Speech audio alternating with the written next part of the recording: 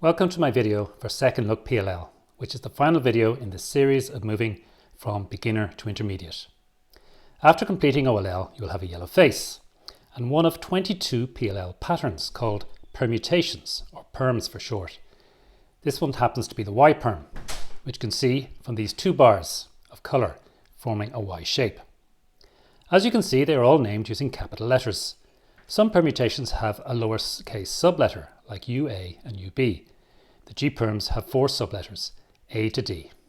You can learn an algorithm for each of these patterns, but it takes some time, which is why most people start by using 2-Look PLL. In my previous video on First Look PLL, I showed you how to orient the corners.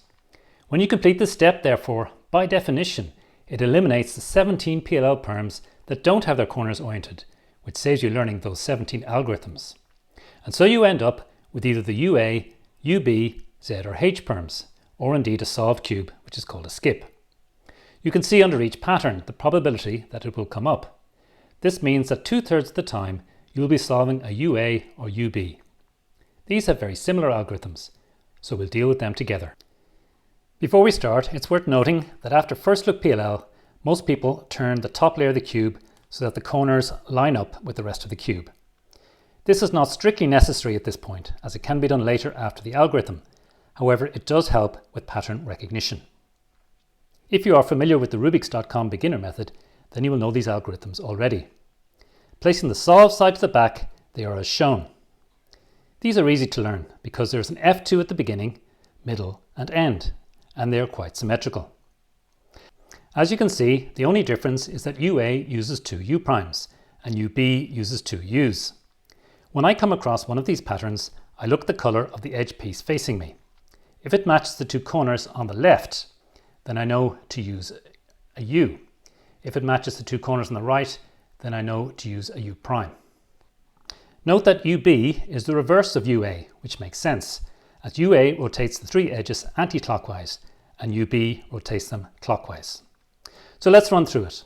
I can see that the edge piece facing me needs to go to the left, so it's a UB perm, and so I'm going to use U instead of U prime. Here we go.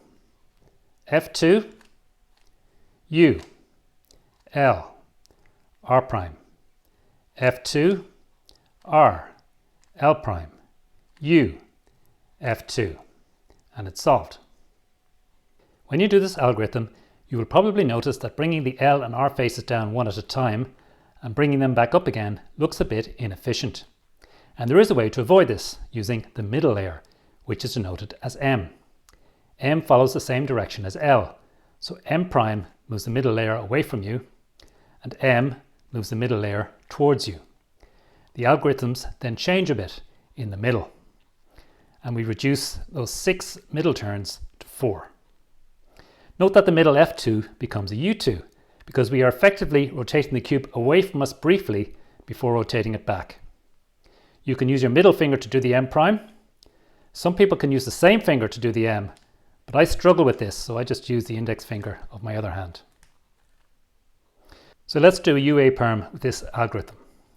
F2, U prime, M prime, U2, M, U prime, F2, and solved. This is the algorithm I use at the moment, but there are several other algorithms that will do the same thing, so you might want to try them out. These are also executed with the solve side at the back and are quite popular. They should be faster than the previous ones because they only use M and U moves. However, for me, the U and the U prime and the M and the M prime are the opposite to what I'm used to, so I didn't persevere with them. Let's try a UB to show that it works. M2, U prime, M, U2, M prime, U prime, M2, and solved. A lot of speed cubers prefer algorithms that only have R and U moves, as they tend to be the fastest.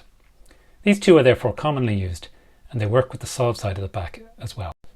Let's try the UA for this one. R, U prime, R, U, R, U, R, U prime, R prime, U prime, R2, and solved.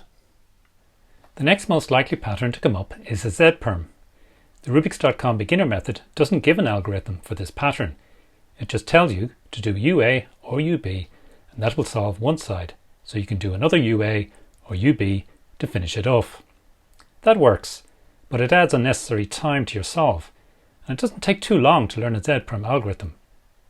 I use a common algorithm that uses only M and U turns.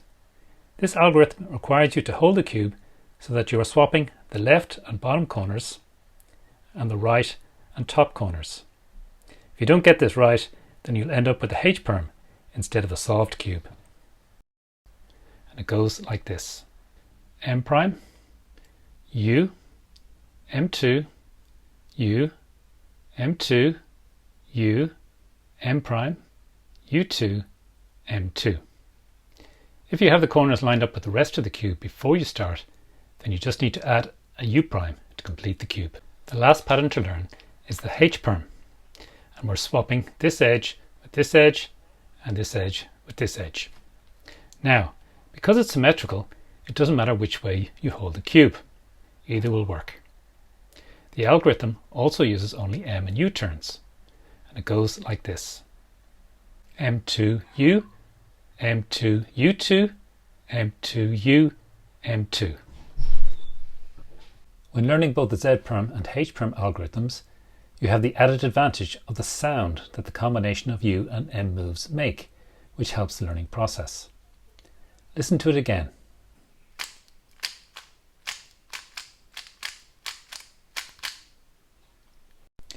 As usual, there are lots of different algorithms for all these patterns, and you can find them all on speedsolving.com wiki under PLL. So that's the last video in this series. You can find all the others in the description, and don't forget to like, comment or subscribe if you found this helpful. Bye for now.